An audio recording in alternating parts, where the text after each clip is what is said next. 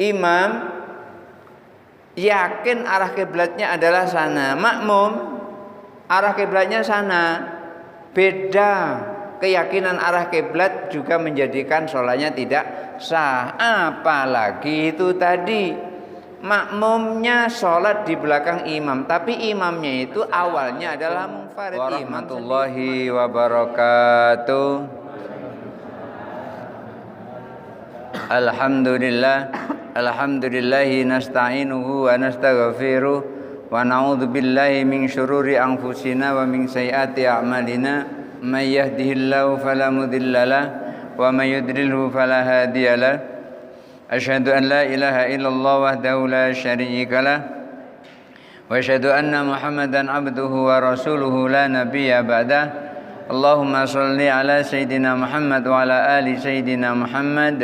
Rabbi shrah li sadri wa yassir li amri wa hlul 'uqdatam min lisani yafqahu qawli, amma ba'du. Bapak Ibu hadirin hadirat jamaah salat maghrib Masjid Jami Al-Hikmah yang dirahmati Allah. Kita lanjutkan pembahasan yang lalu. Kemarin kita membahas tentang manfaat kita membaca tasbih subhanallah 33 kali, membaca takbir Allahu Akbar 33 kali, membaca tahmid alhamdulillah 33 kali.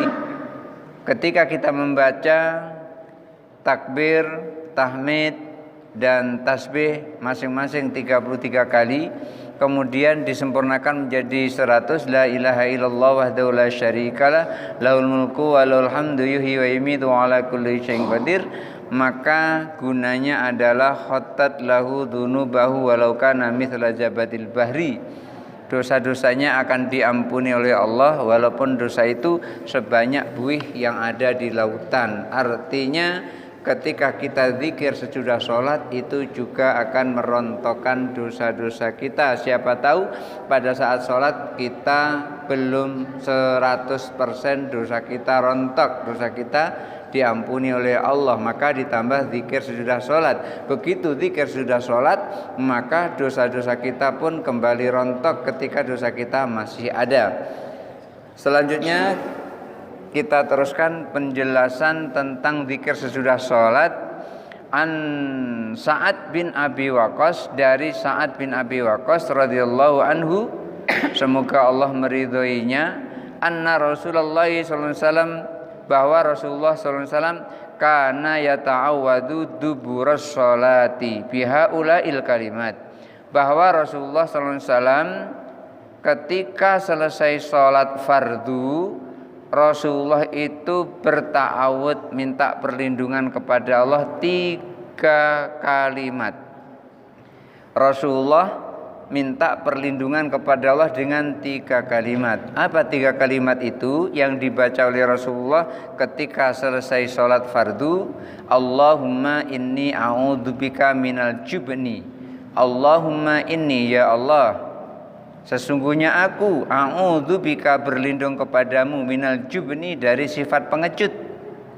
Jadi Rasulullah mengajarkan kepada kita selesai sholat itu zikirnya juga Allahumma inni a'udzubika minal jubni, ya Allah, aku berlindung kepadamu dari sifat pengecut.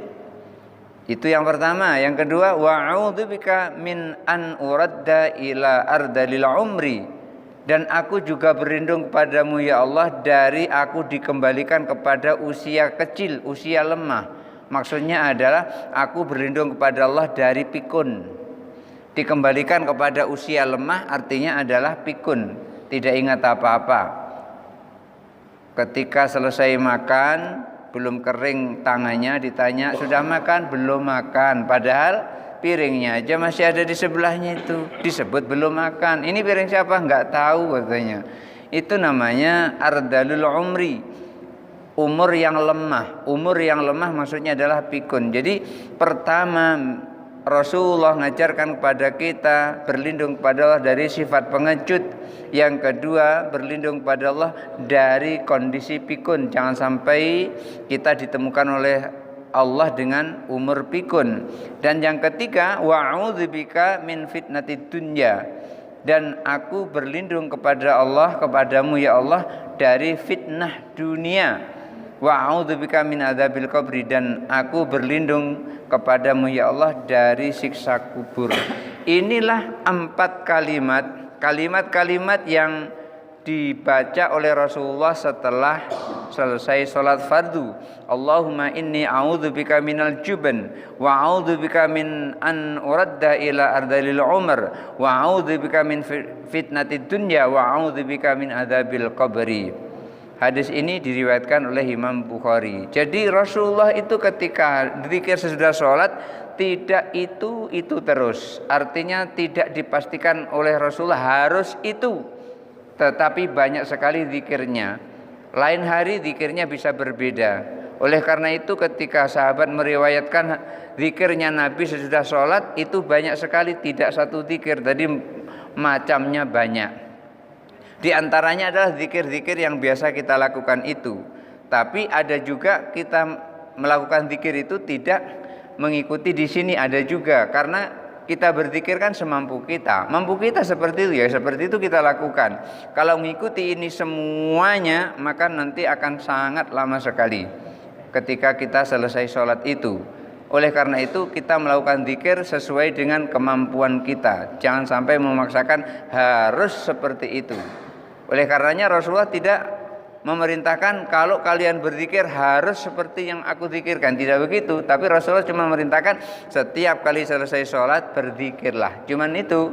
Oleh karena itu zikir sesudah selesai sholat itu banyak sekali macamnya. Wa an Ali bin Abi Thalib radhiyallahu an, riwayat dari Ali bin Abi Thalib radhiyallahu an, qala, ia berkata, Imam Ali itu juga meriwayatkan, artinya beliau pernah ikut berzikir bersama Rasulullah selesai sholat. Karenanya beliau meriwayatkan, karena Rasulullah SAW idza sallama minas sholati, Rasulullah SAW ketika telah melaksanakan salam sholat, artinya udah selesai sholat, qala, Rasulullah itu berdoa selesai dari sholat udah assalamualaikum warahmatullahi wabarakatuh, Rasulullah itu mengucapkan Allahumma ghafirli ma qaddamtu wa ma akhartu wa ma asrartu wa ma a'lantu wa ma asraftu wa ma anta a'lamu bihi minni antal muqaddimu wa antal muakhiru la ilaha illa anta. Itu juga diucapkan oleh Rasulullah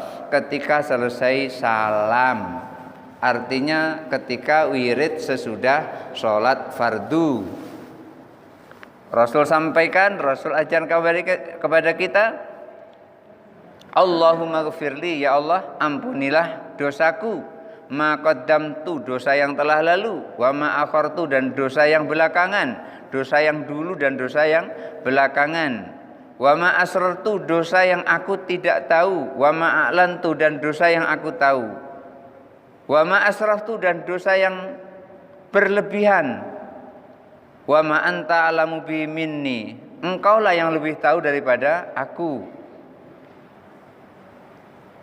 Ketika Rasulullah selesai sholat, doanya adalah, ya Allah ampunilah dosaku yang dulu dan yang sekarang dan yang akan datang, dosa yang aku tahu dan dosa yang tidak aku tahu. Karena kadang-kadang kita itu melakukan dosa tapi kita nggak sadar, kita nggak tahu. Apa contohnya? Contohnya begini, ketika jalan itu halus kemudian terus dikasih penghalang, artinya orang yang jalan itu akan terhalang oleh penghalang tersebut. Katakanlah namanya polisi tidur mengganggu. Padahal a'lal iman yang paling tinggi adalah qaulu la ilaha illallah Muhammadur Rasulullah. Iman yang paling tinggi itu adalah la ilaha illallah. Kemudian iman yang paling rendah, wa asfalul iman yang paling rendah adalah adna minat tariki, artinya menghilangkan duri dari jalan, menghilangkan penghalang dari jalan. Ketika ada paku, ada baut di jalan, kita pinggirkan, itu adalah selemah-lemahnya iman. Lah itu aja selemah-lemahnya iman, bagaimana kalau kita malah naruh paku di jalan? Itu artinya nggak punya iman. Sementara orang meninggal masuk ke dalam surga itu lantaran membawa iman. Orang tidak akan pernah masuk surga kalau dia tidak membawa iman. Artinya meninggal tanpa iman, dia tidak akan masuk ke dalam surga. Ulama menjelaskan dari hadis Rasulullah SAW, iman yang paling tinggi adalah mengucapkan la ilaha illallah. Dan yang paling rendah menyingkirkan diri dari jalan. Berarti kalau kita meletakkan penghalang di jalan, itu berarti kita nggak punya iman. Masya Allah, ketika ada orang meletakkan penghalang dari jalan, kemudian setelah itu meninggal, apa yang akan terjadi? Memang Rasulullah pernah menyampaikan, la yadkhula ahadukumul jannata bi'amalikum. Kalian tidak akan pernah masuk surga dengan amal kalian. Kemudian sahabat bertanya, wala anta ya Rasulullah, demikian juga engkau wahai Rasul, tidak masuk surga karena amal? Wala ana, demikian juga aku, illa ayyataghammadani Allah birahmati, kecuali Allah melimpahkan rahmatnya kepadaku. Orang yang memperoleh rahmat Allah itu adalah orang yang beriman. Orang kalau tidak beriman tidak akan memperoleh rahmat Allah. Pasti itu. Abu Jahal itu enggak memperoleh rahmat Allah itu karena dia tidak beriman. Abu Lahab juga begitu. Oleh karena itu ada dosa yang kadang-kadang kita tidak tahu seperti itu tadi. Kita melakukan tapi kita enggak nyadari. Itu dosa yang tidak tahu. Makanya minta ampun kepada Allah agar diampuni dosa kita. Wa ma asrartu wa ma a'lantu, dosa yang aku tidak tahu dan dosa yang aku tahu. Kalau dosa yang aku tahu jelas kita merasa melaksanakan dosa itu. Makanya ketika kita merasa melaksanakan dosa itu, nah kita minta ampun kepada Allah. Wa ma asrartu, dosa karena kelakuan kita yang berlebihan. Berlebihan kita punya kelakuan sehingga minta ampun kepada Allah dari yang berlebihan itu tadi. Wa ma anta alamu minni, lalu kita menyatakan diri kepada Allah, ya Allah, tidak ada yang lebih tahu tentang dosaku kecuali engkau. Artinya Allah yang paling tahu. Barangkali kita enggak tahu tentang dosa kita, tetapi Allah maha tahu tentang dosa kita. Karena Allah punya utusan untuk mencatat keburukan kita dan kebaikan kita, yaitu malaikat raqib dan malaikat atid. Raqib yang ada sebelah kanan mencatat kebaikan, atid yang sebelah kiri mencatat keburukan. Oleh karena itu kita mengadu kepada Allah. Wa ma anta a'lamu bihi minni, tidak ada yang lebih tahu tentang dosa-dosaku itu kecuali engkau ya Allah. Antal muqaddimu wa antal muakhiru, engkaulah yang maha mendahulukan dan maha mengakhirkan. Kalau Allah sudah mendahulukan maka terjadilah, dan Allah ketika sudah mengakhirkan, walaupun kita mati-matian pengen dahulu, pasti datangnya juga akhir. Kadang ada orang kan pengen duluan gitu, tetapi kalau Allah mengakhirkan dia, walaupun duluan tetap belakangan dia. Saya teringat 2012 yang lalu ada jamaah haji yang sulit sekali diatur. Karena kan ketika naik bus untuk menuju ke Arafah itu kan harusnya antri gitu. Enggak mau, kami harus duluan. Akhirnya ya sudah, silakanlah kalau mau duluan. Bener duluan, naik mobil berangkat jam 10 malam. Tapi enggak nyampe ke Arafah. Sementara kami paling belakangan sudah jam 12 berangkat, jam 1 nyampe ke Arafah. Dia belum nyampe. Akhirnya kami cari dia melalui petugas. Jamaah kami dalam bus ini, rombongan ini belum nyampe sampai sekarang. Akhirnya apa? Nyampenya jam 4:30 subuh. Pengen duluan, tetapi Allah pengen mengakhirkan dia, maka akhir dia datangnya. Oleh karena itu Allah itu yang maha mendahulukan dan maha mengakhirkan. La ilaha illa anta, tiada Tuhan selain engkau. Riwayat ini adalah diriwayatkan oleh Abu Daud dengan sanadnya adalah sanad sahih. Wa huwa isnadu Muslim, yaitu sanadnya adalah sanad Imam Muslim. Wa hakadza fi riwayatin, dan demikianlah dalam sebuah riwayat. Wa fi riwayatin annahu kana yaqul, dan dalam riwayat lain Imam Muslim menyampaikan hadza baina tasyahudi wa taslim. kata-kata Allahumma ghfirli ma qaddamtu wa ma akhartu wa ma a'lantu wa ma asrartu wa ma asraftu wa ma anta alamu minni antal muqaddimu wa antal muakhiru la ilaha illa anta, itu dibaca Rasulullah itu sebelum salam dalam sholat. Jadi ada dua riwayat. Yang pertama, doa ini dibaca Rasulullah sebelum salam setelah tahiyat akhir. Dan riwayat yang sekarang ini dibaca oleh Rasulullah setelah selesai sholat. Dan kedua-duanya sahih. Kedua-duanya artinya apa? Artinya boleh doa ini dibaca sebelum salam waktu sholat, dan boleh dibaca sesudah salam waktu kita zikir sesudah sholat fardu. Waqad sabaqa hadza fi maudhi'i, dan ini telah dijelaskan sebelumnya. Memang sebelumnya telah dibahas ini, yaitu yang biasa dilakukan oleh Imam Ali karramallahu wajhah, karena Rasulullah melakukan seperti itu. Wala munafatin baina riwayataini, dan tidak ada pertentangan di antara dua riwayat itu.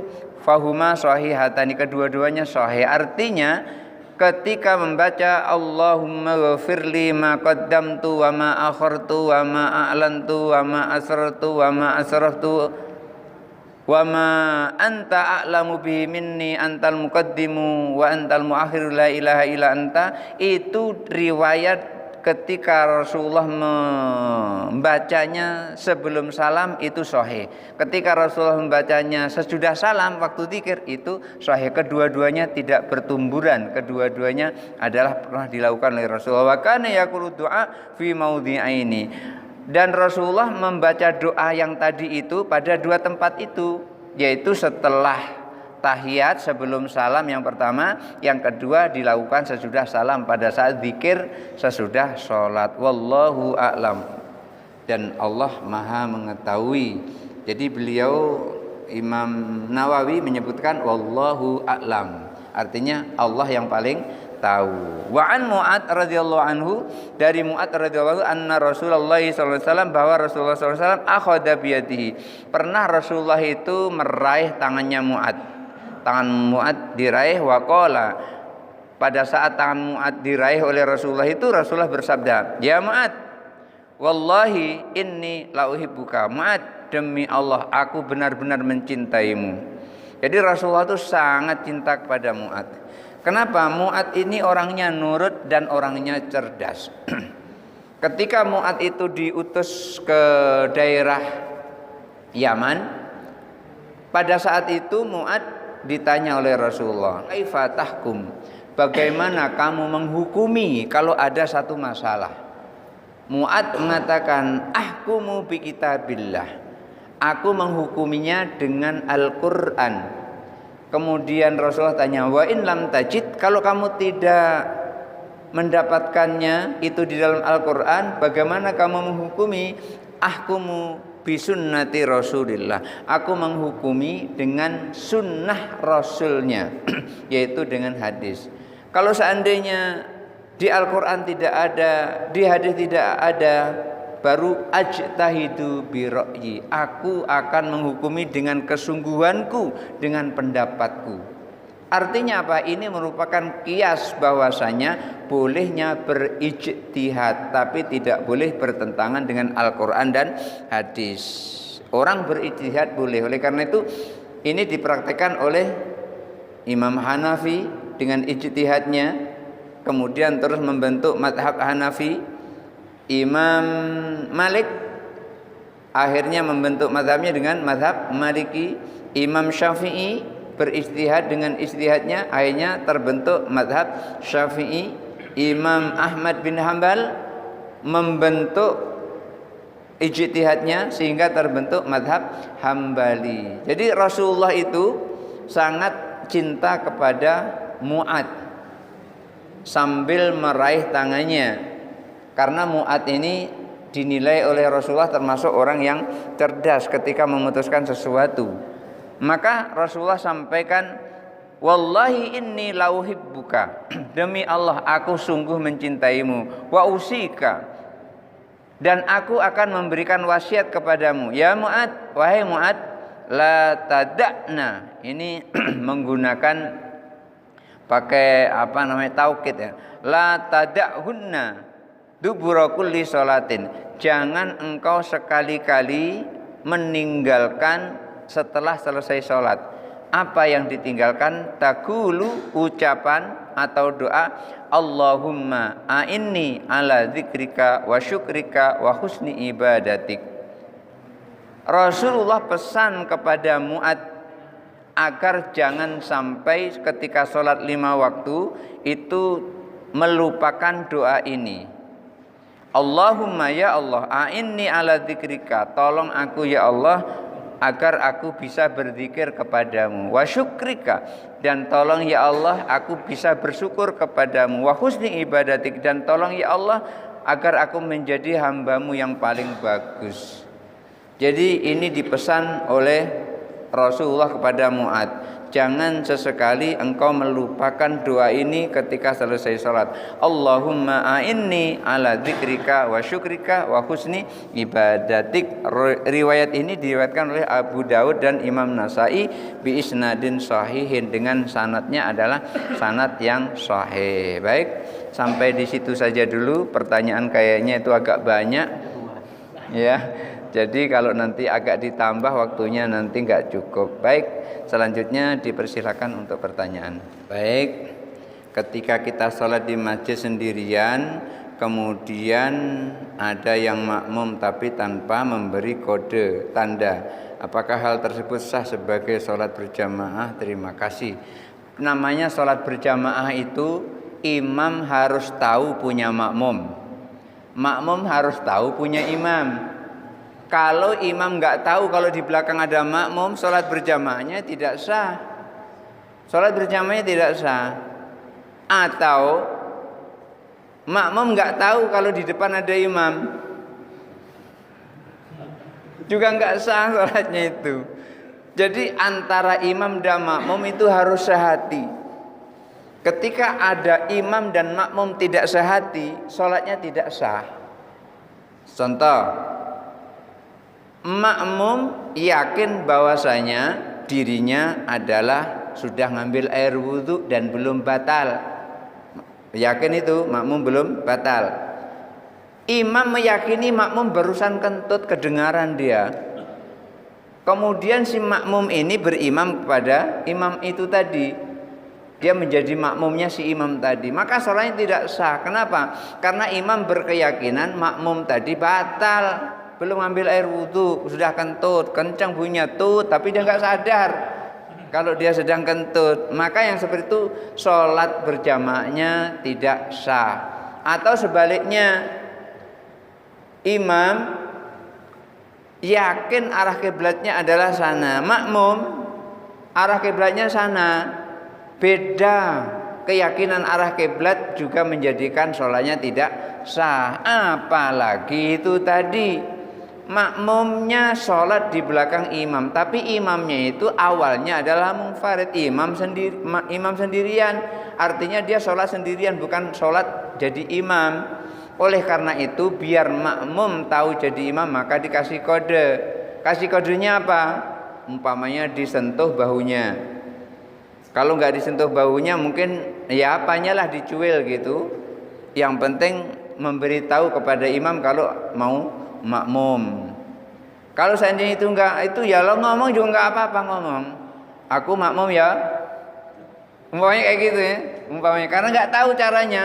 Aku ini makmum nih, aku sholat di belakangmu. Baru sholli fardhul maghribi atau sholli fardhul zuhri, enggak apa-apa, enggak batal sholatnya si makmum tadi, enggak batal karena ngomongnya belum sholat. Tapi kalau imam jawab yo begitu, batal sholatnya. Batal. Aku makmum ya? Yo. Batal salatnya. Yang seperti itu. Artinya ketika kita sholat, makmum dengan imam harus sama-sama tahu. Imam harus tahu punya makmum, makmum harus tahu dia sedang berimam. Kalau tidak maka sholatnya dia tidak sah. Berikut. Baik, yang pertama, jika membaca kulhu 3 kali pahalanya sama dengan membaca satu Al-Quran. Bolehkah kita membacanya di setiap waktu sholat? Jawabannya boleh. Karena ada terjadi imam di Masjid Quba pada masa Rasulullah masih hidup. Itu ketika dia membaca ayat Al-Quran itu selalu membaca Qul huwallahu ahad Allahus samad lam yalid walam yulad walam yakul lahu kufuwan ahad. Terus membaca itu sampai makmum bosan. Itu terus yang dibaca. Akhirnya ada yang ngadu kepada Rasulullah, ya Rasul, imam kami ini kayaknya kekurangan bendahara ayatnya. Kulhu terus yang dibaca setiap kali. Akhirnya orang tadi dipanggil oleh Rasulullah. Benarkah yang disampaikan orang itu kalau kamu jadi imam selalu membaca Qul huwallahu ahad? Benar ya Rasul. Kenapa tanya? Karena aku cinta kepada Qul huwallahu ahad. Maka cintanya yang tadi imam membaca kulhu itu mendekatkan dirinya kepada surganya Allah Subhanahu wa ta'ala. Jadi dibaca kulhu itu karena cinta kepada surat itu, bukan karena ini pendek nih supaya cepat, bukan karena itu, tapi karena cintanya kepada surah Al-Ikhlas, Qul huwallahu ahad Allahus samad. Jadi boleh dibaca setiap kali kita sholat atau setiap kali selesai kita sholat. Dan bahkan ada riwayat juga, barang siapa di sore hari ia membaca Qul huwallahu ahad 3 kali, Qul a'udzu birabbil falaq 1 kali, Qul a'udzu birabbin nas 1 kali, maka Allah akan menjaga dari gangguan jin dan setan serta sihir sampai esok hari. Pagi harinya membaca kayak gitu juga, Qul huwallahu ahad 3 kali, Qul a'udzu birabbil falaq sekali, Qul a'udzu birabbin nas sekali, maka Allah akan menjaganya dari gangguan setan, jin dan sihir sampai sore hari. Begitu seterusnya. Kenapa? Karena dulu pernah Rasulullah itu disihir oleh orang Yahudi namanya Lubed. Sehingga ketika Rasulullah melihat tongkat itu seperti melihat ular. Akhirnya malaikat Jibril yang menyembuhkannya dengan dibacakan surah Ma'udzatain, itu tadi surah Al-Ikhlas dan surah Ma'udzatain itu. Maka inilah asal muasalnya turun atau disebut dengan asbabun nuzulnya turun surah Al-Ikhlas dan surah Qul a'udzu birabbil falaq dan surah Qul a'udzu birabbin nas atau Ma'udzatain. Jadi boleh selesai sholat kita baca kulhu 3 kali. Ini nanti ada penjelasannya berikutnya, cuman belum nyampe aja. Belum nyampe, nanti ada penjelasan. Tapi sudah ditanyakan ya saya jawab. Jadi boleh membaca surah Al-Ikhlas dan kemudian ditambah membaca Ma'udzatain juga lebih boleh lagi. Itu hanya mendapat pahalanya seperti membaca satu Al-Quran. Bagaimana kalau membaca benar-benar satu Al-Quran? Itu lebih banyak lagi karena di dalamnya ada qalbul Quran, ada Qul huwallahu ahad, lebih banyak lagi. Oleh karena itu inna likulli syai'in qalbun wa qalbul Qur'ani Yasin. Setiap sesuatu itu pasti punya jantung dan jantung Al-Quran itu adalah Yasin. Makanya kita sering membaca Yasin. Jadi istilahnya Mbah Kiai Ghafur itu Al-Quran diperes itu jadi surah Yasin. Surah Yasin diperes itu jadi surah Al-Fatihah. Surah Al-Fatihah diperes jadi Basmalah, Bismillahirrahmanirrahim. Artinya intisari semuanya itu berada pada Bismillahirrahmanirrahim. Oleh karena itu beliau sering mengajarkan kepada santri-santrinya, siapa yang membaca Bismillahirrahmanirrahim 786 kali, maka kesulitan apapun yang dihadapinya nanti Allah akan kasih jalan keluar. Ketika kesulitan terhadap dirinya, kesulitan ekonomi, dibaca itu nanti Allah akan berikan jalan keluar. Dan itu sudah saya praktekkan dan sudah diberi jalan keluar oleh Allah tentang kesulitan ekonomi. Sampai-sampai membeli susu anak saja nggak sanggup karena kesulitan ekonomi. Begitu dibaca seperti itu, Allah gerakkan kaki ini kemanapun pergi itu ketemu dengan orang baik. Akhirnya begitu berjalan ketemu dengan seorang anak namanya Dwi. Si Dwi ini minta diajari ngaji. Akhirnya saya ngajar ngaji di rumahnya. Pas genap 2 tahun saya ngajar ngaji di rumahnya, dia pinter. Akhirnya ibunya itu nawarkan, Ustadz ada penawaran dari Pak Alim. Apa Bu? Ustadz mau gak naik haji? Ya maulah Bu, masa naik haji tidak mau. Akhirnya besoknya ditanya lagi, Ustadz jadi mau naik haji? Mau Bu, asal ada duitnya. Pak Alim itu kalau sudah berjanji tidak pernah dia ingkari, bagaimanapun akan diusahakan untuk mendapatkan itu. Lalu akhirnya saya dikasih makan habis ngajar ngaji menjelang Isya, dikasih suruh makan dulu, setelah itu baru dikasih cek 25.600.000. Waktu itu ongkos haji 24.900.000. Saya dikasih duit 25.600.000. Nah, ini bukti bahwasanya berawal dari bismillahirrahmanirrahim. Allah tuntun kita sesuai dengan keahlian kita. Bukan berarti wah Ustadz kok ngajar ngaji, aku nggak bisa ngajar ngaji. Bukan harus seperti itu, sesuai dengan kemampuan kita. Contohnya lagi, ada seorang bernama Yusuf. Yusuf ini usianya pada saat itu sudah 79 tahun. Rasanya sudah nggak mungkin dia naik haji. Lalu berdoa, ya Allah jangan kau matikan aku sebelum aku nginjak Masjidil Haram. Doanya seperti itu. Sebetulnya maksudnya adalah pengen menunaikan ibadah haji. Tiba-tiba pagi itu dia tidak bangun-bangun dari tidurnya. Akhirnya anaknya ngumpul jadi satu di rumah itu, termasuk tetangga-tetangganya udah sibuk di situ. Karena apa? Karena sudah nggak bangun lagi, usia sudah 80-an tahun usianya. Akhirnya apa? Akhirnya orang rame, itu sudah siang, kurang lebih sekitar jam 8 atau jam 9 gitu.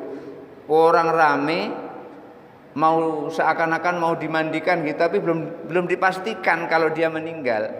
Tiba-tiba ada orang Cina juga, saya nggak tahu namanya.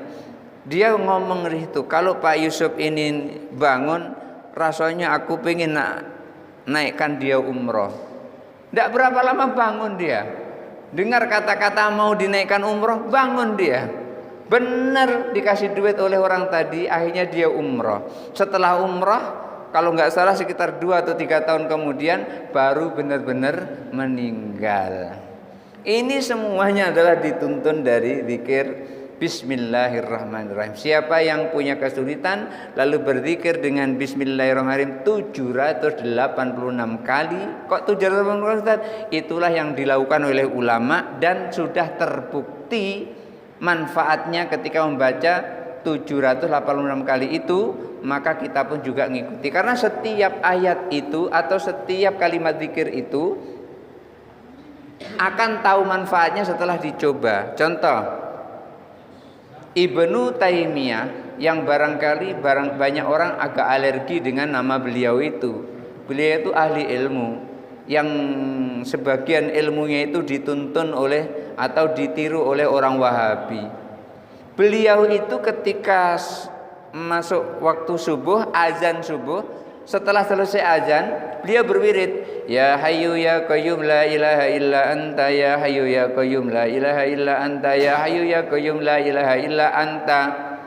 Itu dipraktekkan setiap antara sholat, antara azan subuh dengan qomat itu 40 kali. 40 kali. Maka siapa orang yang mewiridkan 40 kali kalimat tadi, maka Allah akan hidupkan hatinya. Oleh karena itu beliau hatinya hidup dan sangat cerdas, karyanya banyak sekali. Yang akhirnya beliau pun akhirnya masuk ke dunia tasawuf, membersihkan diri supaya connect kepada Allah Subhanahu wa taala. Jadi semuanya itu melalui tajribat, latihan-latihan para ulama, baru kita mengetahui apa manfaatnya. Masih banyak lagi seperti Mbah Kiai Khalil Bangkalan, sama wiridnya ya hayyu ya qayyum la ilaha illa anta. Kawan-kawannya diajak seperti itu naik sampan. Lah begitu jam matanya terbuka sudah ada di daerah Jeddah sana. Dari Madura dengan membaca ya hayyu ya qayyum, tapi suruh mejam matanya ya hayyu ya qayyum la ilaha illa anta, ya hayyu ya qayyum la ilaha illa anta. Oleh karena itu kalau di Mekah itu Banyak orang-orang Madura itu dan berani-berani orangnya di sana itu. Karena pendahulunya juga begitu, seperti Mbah Kiai Khalil Bangkalan. Jadi masing-masing itu ada manfaatnya. Jadi ibu ketika membaca surah Al-Ikhlas 3 kali sesudah sholat itu boleh. Dan dalam sholat pun juga boleh. Saat kita membaca ayat setelah membaca surah Al-Fatihah rakaat pertama, rakaat kedua. Ingat, rakaat ketiga dan keempat tidak baca surah, hanya rakaat pertama dan rakaat kedua. Berikutnya, kapan makmum mulai takbiratul ihram kalau makmumnya bukan masbuk? Makmum mulai takbiratul ihram menunggu imam takbiratul ihram. Jangan imam belum takbiratul ihram sudah Allahu Akbar baru imam Allahu Akbar. Enggak sah salatnya seperti itu. Batal salatnya. Kenapa? Mendahului imam. Belum mulai salat sudah duluan. Nah, itu berarti nunggu imam dulu yang takbiratul ihram sempurna Allahu Akbar. Barulah mulai pasang niat usolli fardhul maghribi salasa rakaatin mustaqbilal qiblati adaan ma'muman lillahi ta'ala. Allah, pas Allah itu mulai lagi usolli lagi itu namanya pasang niat. Kalau enggak usolli paling tidak kita tahu sekarang ini sedang sholat maghrib. Jadi pas bar itu pas selesai niatnya. Yang awal tadi itu bukan niat tapi lafadz niat untuk mengkuatkan hati kita bahwa kita sedang sholat maghrib. Kadang-kadang lagi error itu sholat maghrib usolli fardhul isya'i arba'at, kadang-kadang itu antara hati dengan otak nggak met, makanya nanti terus sadar, oh iya ini maghrib masa isya gitu. Ini maghrib masa isya. Akhirnya hatinya yang membenarkan, yang membeneri dari kesalahan itu. Oleh karena itu jangan bertakbir sebelum imam takbir, jangan mendahului. Jadi kapan takbiratul ihram? Setelah imam selesai takbiratul ihram baru kita takbiratul ihram. Jangan mendahului. Kalau mendahului batal sholatnya. Kemudian pahala sholat berjamaah 27 kali lipat dibanding sholat sendiri. Kalau safnya tidak rapat masih dapatkah kita pahala 27? Masih dapat. Karena intinya adalah 27 kali lipat dari sholat sendirian. Intinya sholat berjamaah masih dapat 27 kali lipat. Kalau safnya rapat atau renggang, itu ukuran rapat kan kita yang tahu ukurannya. Kalau mengukur rapat itu bukan berarti harus kaki nginjak kaki, bukan. Tetapi kalau mau rapat sesungguhnya adalah mata kaki bertemu dengan mata kaki, bukan kakinya nginjek kaki, tapi mata kaki ketemu mata kaki, bukan kelingking ya, kelingking kaki ketemu kelingking kaki, bukan, tapi mata kaki ketemu mata kaki dan bahu ketemu bahu.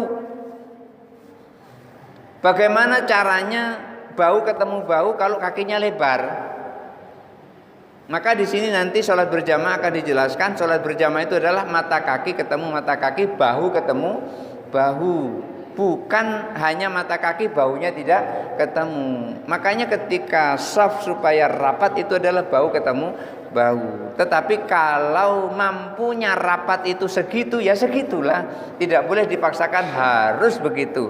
Karena Rasulullah sampaikan, idza amartukum bisyai'in fa'malu mastata'tum. Kalau aku perintahkan terhadap sesuatu maka lakukan semampumu. Kita mampunya rapat seperti itu, ya seperti itulah rapat kita. Dan tetap kita mendapat 27 kali lipat. Berikutnya masih? Habis? Oh sudah habis. Pas waktunya juga sudah masuk waktu isya. Adanallahu wa iyyakum ajmain wallahu muwaffiq ila aqwamit thariq. Wassalamualaikum warahmatullahi wabarakatuh.